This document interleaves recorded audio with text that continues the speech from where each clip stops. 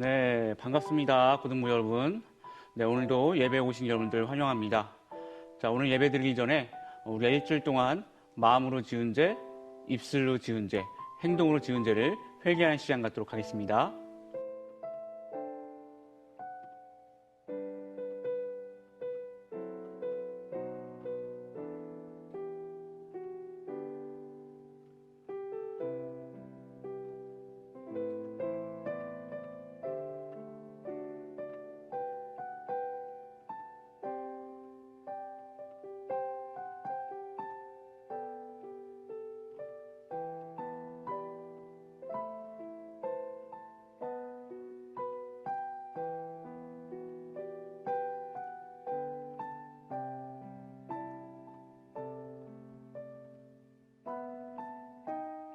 우리는 그리스도 안에서 그의 은혜의 풍성함을 따라 그의 피로 말미암아 속량 곧 죄사함을 받았느니라.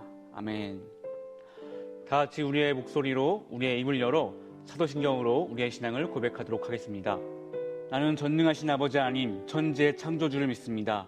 나는 그의 유일하신 아들 우리 주 예수 그리스도를 믿습니다. 그는 성령으로 잉태되어 동정녀마에게 나시고 본디오 빌라도에게 고난을 받아 십자가에 못 박혀 죽으시고 장사한 지 사흘 만에 죽은 자 가운데서 다시 살아섰으며 하늘에 오르시어 전능하신 아버지 하나님 우편에 앉아 계시다가 거기로부터 살아있는 자와 죽은 자를 심판하러 오십니다.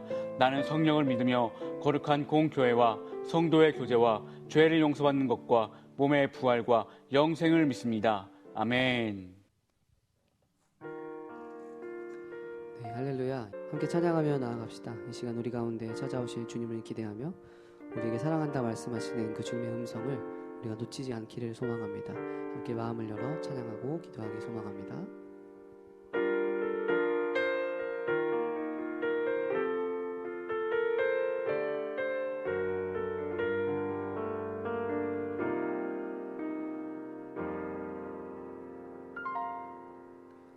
나의 지친 삶의 순간마다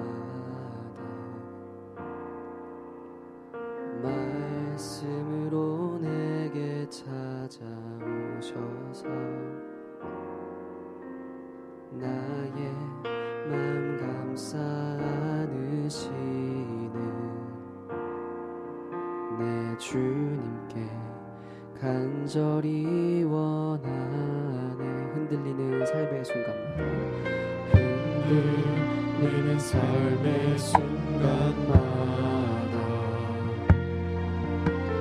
말씀으로 내게 찾아오셔서 넘어지는 나를 일으키시는 내 주님께 간절히 원하는 나의 모든 생각과 나의 모든 것들여 내 주님께 나아가길 원하네. 그때 나의 삶은 변하고 온전케 되리. 주만 바라봅니다. 세상 모든 유혹과 나의 짐 내려놓고 내 주님께 나아가길 원하네.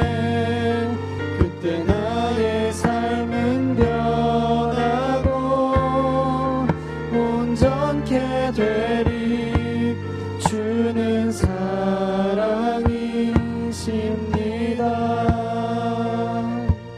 다시 한번 이 시간 처음부터 함께 고백하며 나갑시다.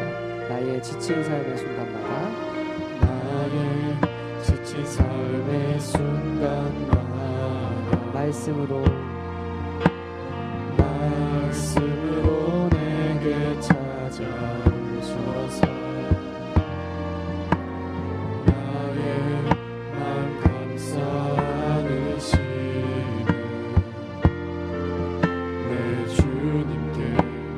간절히 원하네. 흔들리는 삶의 순간마다 말씀으로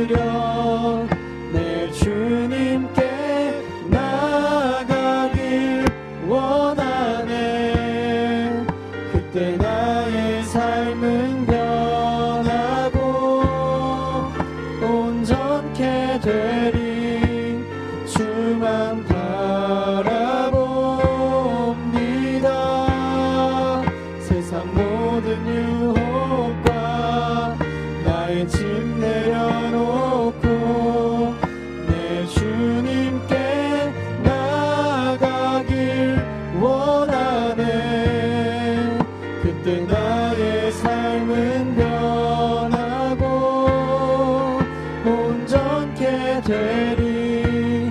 주는 사랑이. 우리 한 번 더 고백하며 나아갑니다. 나의 모든 생각과 나의 모든 것들여 내 주님께 나아가길 원하네. 그때 나의 삶은 변하고 온전케 되리. 주만 바라봅니다.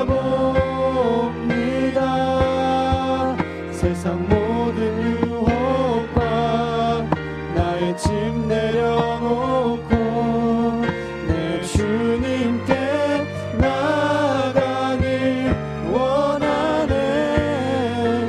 그때 나의 삶은 변하고 온전케 되리. 주는 사랑이십니다.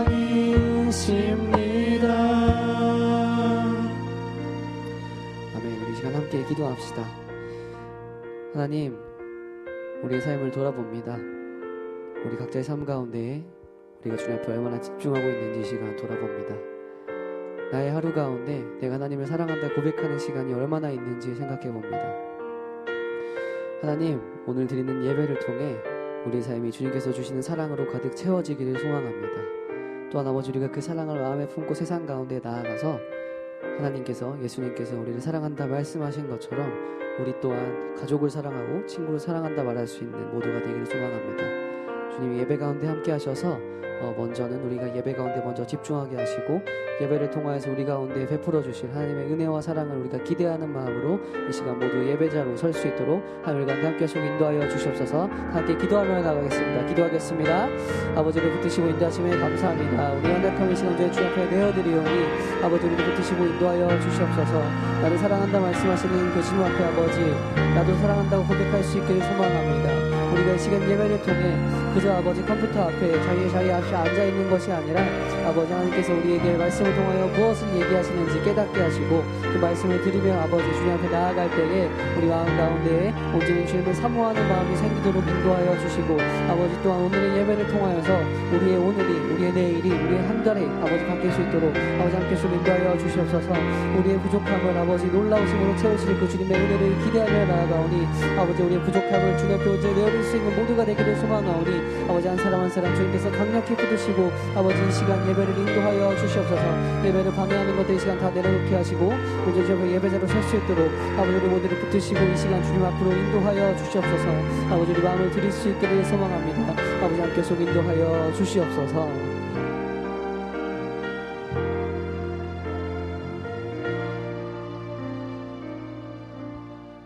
찬양과 영광 받기에 합당하신 하나님 감사합니다. 오늘도 우리를 예배의 자리로 부르신 그 은혜에 감사드리며 주님 앞에 우리의 마음을 드리며 신령과 진정으로 예배하는 시간이 되기를 소망합니다. 아버지, 시간 드리는 예배를 통해 우리가 하나님을 더욱 사모하게 하시고 우리의 삶 가운데 아버지, 우리가 살아가는 목적이 무엇인지 깨닫게 하여 주시옵소서. 특별히 말씀 전하시는 목사님 가운데 함께 하셔서 이 시간 듣는 말씀을 통해 우리의 삶이 변화되고 그 변화된 영향력을 주변에 끼칠 수 있는 모든 사람들이 될 수 있도록 아버지, 고등부 친구들 가운데, 선생님들 가운데, 우리가 드리는 예배 가운데 함께 하시고 인도하여 주시옵소서. 모든 것을 주님께 맡기며 사랑이 많으신 예수님의 이름으로 기도합니다. 아멘.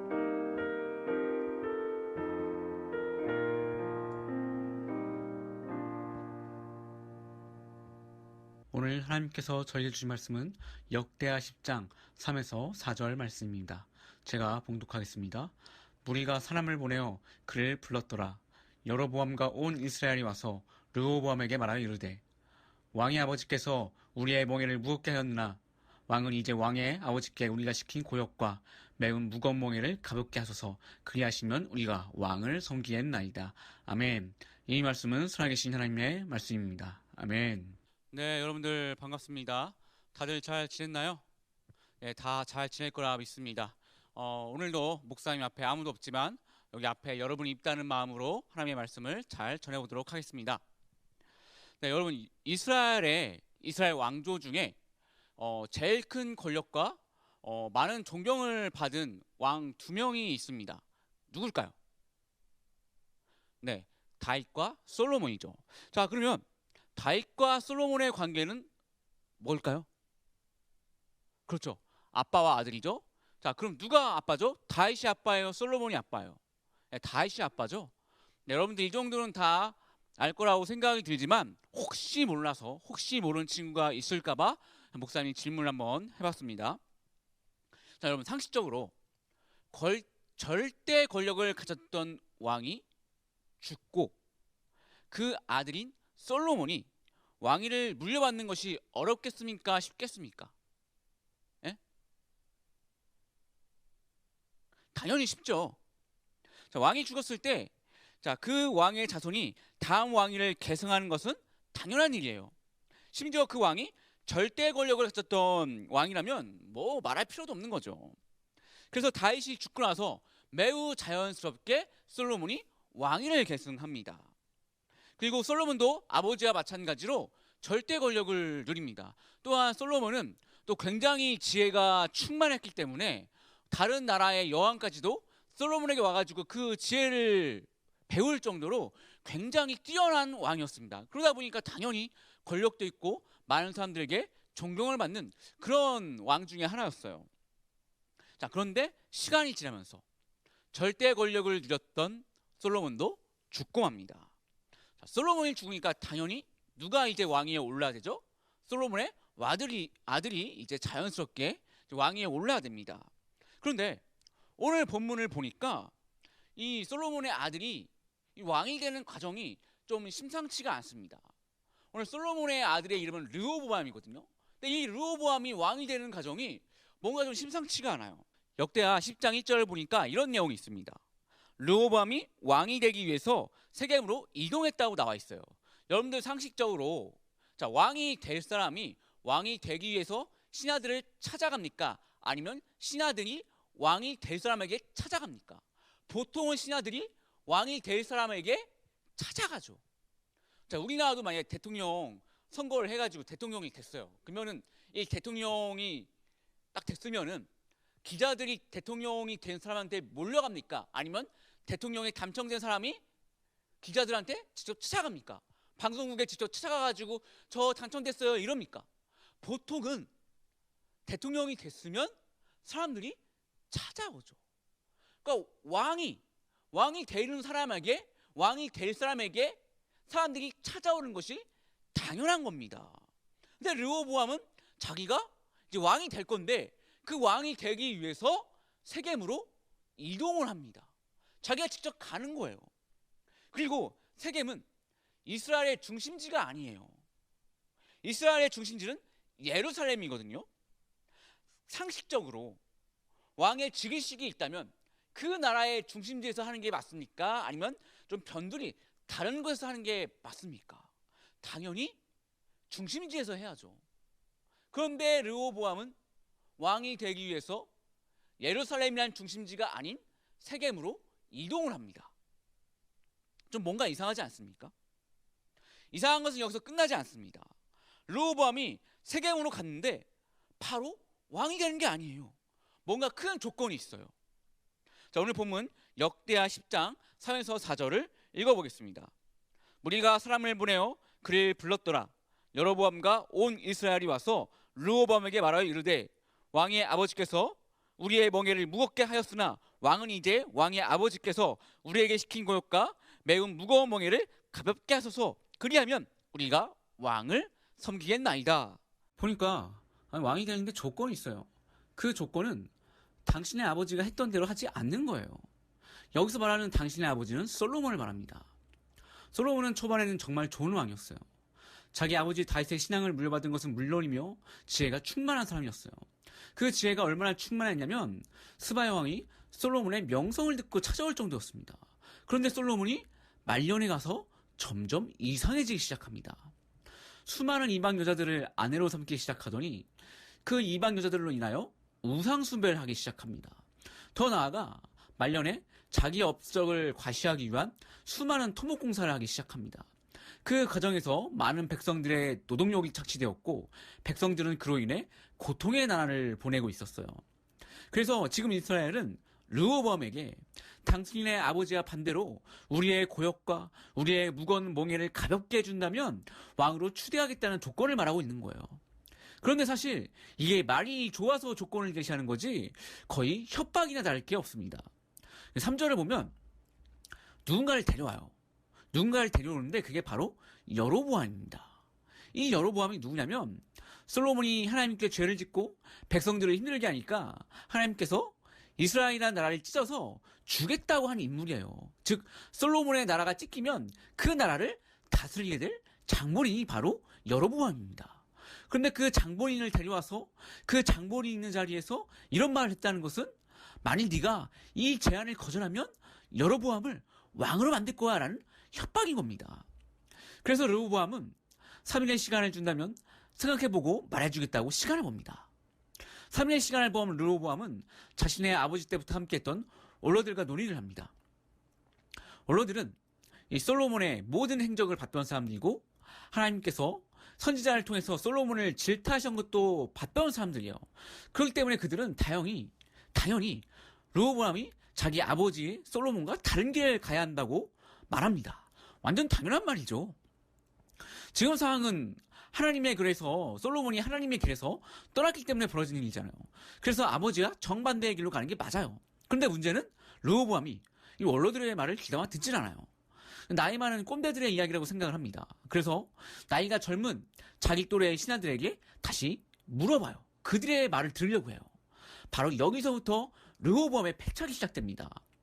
아니 자기 또래와 상의할 문제가 있고 나보다 경험이 많은 인생의 선배와 상의할 문제가 있는 거예요. 심지어 나이가 80이 넘은 가수 나훈아 씨도 테스 형한테 인생을 물어보는데 자기 인생뿐만 아니라 나라의 미래가 걸린 일을 왜 경험도 없는 자기 또래에게 물어봅니까? 자기랑 나이가 비슷한 신하들에게 그걸 물어봐요. 젊은 신하들은 르호보암에게 이렇게 말을 합니다. 왕이시여, 이렇게 말씀하세요. 내 아버지가 너에게 무거운 멍에를 메우셨으나 나는 이제 너희에게 그것보다 더 무거운 멍에를 메우겠다. 내 아버지께서는 너희를 가죽 채찍으로 매질하셨으나 나는 너희를 전갈 채찍으로 치겠다 하고 말씀하십시오. 이거 완전 강하게 나가라는 거죠. 안타깝게도 르호보암은 젊은 신하들의 조언이 마음에 들었어요.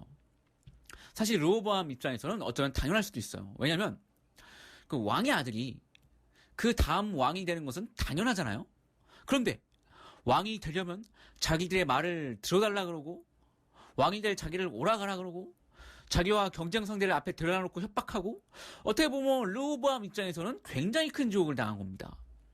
그런데 원로 신하들은 그럼에도 불구하고 그들의 말을 들어줘야 한다는 반면에 자기 또라이 신하들은 말도 안 되는 일을 당했으니까 그들의 요구를 들어주면 안 됩니다. 더 강하게 나가야 돼요 라고 말을 하니까 그 젊은 신하들의 조언이 더 끌리는 거예요. 결국 르호보암은 3일 후에 젊은 신하들이 말한 대로 나는 내 아버지보다 더 강하게 너희를 다스릴 것이다 라고 말합니다. 이거 완전 패착이죠. 그래서 결국 이스라엘의 2지파를 제외하고 나머지 10지파가 르호보암을 버리고 여로보암을 왕으로 선택합니다. 그렇게 르호보암은 이스라엘이라는 나라를 남과 무로 나누게 되는 패착을 저지릅니다. 오늘 이 역대하의 르호보암의 큰 패착은 단순히 원로들의 조언을 선택하지 않고 젊은 신하들의 조언을 선택한 것이 아니에요. 르호보암이 저지른 진짜 패착은 그가 하나님께 돌아갈 마지막 기회를 놓쳐버렸다는 것입니다. 처음에 르호보암에게 제시됐던 내용은 단순히 아버지가 했던 대로 하지 않았으면 좋겠다라는 말이 아니에요. 겉으로는 단순히 아버지가 했던 노동력 처치를 하지 말아달라는 것처럼 보이지만 영적으로 더 깊은 의미는 다시 하나님의 길로 돌아가라는 의미입니다. 아버지가 했던 우상 숭배를 이제 그만하고 우상을 위한 성전을 이제 그만 만들고 아버지가 걸었던 죄의 길이 아니라 하나님의 길을 걸으라는 의미예요. 자신이 마땅히 왕이 되어야 하는 것인데 왕족으로서의 대우를 받지 못한 어떤 억울함과 상한 마음 때문에 하나님의 길이 아닌 아버지가 갔던 죄악의 길을 르호보암은 선택하게 됩니다. 결국 그렇게 하나님께 돌아갈 마지막 기회를 스스로 놓쳐버립니다. 여러분, 오늘 르호보암의 스토리처럼 하나님을 떠나 있다가 다시 하나님께 돌아가는 것은 이처럼 어려울 수 있어요. 르호보암이 왕조로서 당연히 받을 권리를 받지 못하고 어떻게 보면 왕족으로 치욕적인 일을 당한 것처럼 다시 하나님께 돌아가기 위해서는 때론 아픔을 경험할 수도 있고 때로는 마음이 상한 것을 경험할 수도 있습니다. 하지만 그럼에도 불구하고 내가 하나님의 길에 서 있지 않다면, 내가 하나님을 떠나 있다면 우리는 어떤 어려움과 어떤 문제가 있다고 할지라도 하나님께 돌아갈 수 있어야 됩니다. 하나님께 돌아가는 그 길에 수많은 어려움과 수많은 문제들이 있다고 할지라도 우리는 하나님께 돌아갈 수 있어야 됩니다. 우리가 르호보암처럼 그것을 견디지 못해서 하나님께 돌아가지 않는다면 우리는 정말 우리 인생 가운데 더 많은 문제들을 경험할 수도 있습니다. 우리의 해결되지 않은 죄로 인해서 그 죄가 쌓여서 정말 더 큰 어려움을 우리는 맛볼 수도 있어요. 여러분, 그 이스라엘이, 하나님이 만드신 그 이스라엘이 저렇게 두 조각이 날 거라고 누가 생각이나 했겠습니까? 그렇게 절대 권력을 가졌던 다윗 왕조가 저렇게 무너질 거라고 누가 생각을 했겠습니까? 그렇게 명성이 찾아있던 솔로몬의 가문이 이렇게 사람들에게 무시당할 거라고 누가 생각을 했겠어요? 결국 우리가 많은 것을 누리고 많은 것을 이뤘다 할지라도 우리가 하나님께 서 있지 않으면, 하나님과 멀어져 있으면, 하나님과 등 돌리고 있으면 그것은요 다 모래 위에 쌓은 성처럼 다 무너지게 되어 있어요. 그렇기 때문에 지금 내가 하나님의 길에 벗어나 있다면, 하나님과 멀어져 있다면 어떤 아픔과 어떤 힘든 순간이 있다고 할지라도, 어떤 유혹이 있다고 할지라도 다 이겨내고 하나님 품으로 돌아갈 수 있어야 됩니다. 나의 자존심, 나의 신념, 나의 입장, 이런 것들이 상처를 입고 이런 것들이 스크래치를 입을까 봐 그것이 두려워서, 그것이 싫어서 하나님께 돌아가는 그 기회를 놓치지 않는 여러분들 되길 바랍니다. 오늘 본문은 하나님께 돌아가지 못한 그 한 사람으로 인해서, 하나님께 돌아갈 수 있는 기회를 놓쳐버린 그 한 사람으로 인해서 나라에 어떤 비극이 왔는지 보여주고 있습니다. 우리 이 말씀을 교훈 삼아서 지금 내가 하나님 길에 서 있지 않는다면, 내가 하나님과 멀어져 있었다면 어떤 어려움과 어떤 힘든 것이 있다고 할지라도 용기를 내어서 하나님께 돌아갈 수 있는 우리 모두가 되기를 하나님은 원하십니다. 기도하겠습니다. 이 시간 기도하실 때에 하나님, 나는 지금 어디에 서 있습니까? 내가 하나님 길에 서 있는지 아니면 하나님이 없는 길에 서 있는지 내 자신을 돌아봅니다. 그동안 제가 하나님을 떠난 하루하루를 살고 있었다면 다시 하나님께 돌아갈 수 있는 용기와 마음을 허락해달라고 하나님께 기도하는 시간 갖도록 하겠습니다.